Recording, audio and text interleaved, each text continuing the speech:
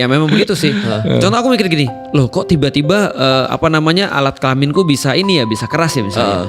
Itu kan normal sebenarnya kan. Tapi kan kita kan bingung karena kita nggak tahu. Iya, gue bingung. benar. Tiap pagi keras gitu. Iya betul. Terus gua, kenapa gitu? Apa ada yang salah dari Iya, gue? padahal Gitu. normal kan. Normal. Dan tiba-tiba bayangin ya, bagi laki-laki yang nggak tahu apa-apa, tiba-tiba dia bisa terus mimpi basah misalnya. Itu kan dia bingung. Ini dia pikir ini ada penyakit atau apa nih. Iya. Tiba-tiba kok bukan kencing yang keluar, tapi sesuatu yang lain. Nah, di Indonesia tuh semua tuh dianggap tabu sebenarnya pendidikan seks itu.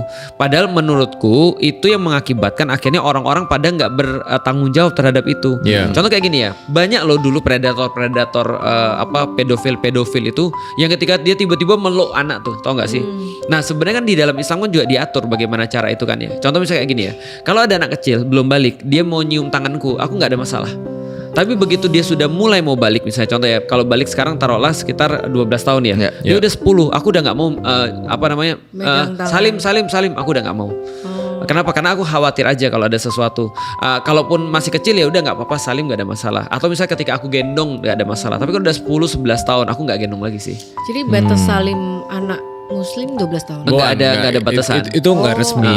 Cuma kita lihat aja, kita khawatirkan bahwasanya siapa tahu, misalnya contoh kayak gini, siapa tahu dia sudah mulai merasakan ada rangsangan-rangsangan tertentu, gitu kan ya kan udah nggak boleh lagi dipeluk atau segala macam. Nah makanya terhadap anak-anak juga begitu kan. Misalnya contoh, ada banyak bapak-bapak itu nyium di bibir. Nah padahal itu kan kalau kita lihat ya.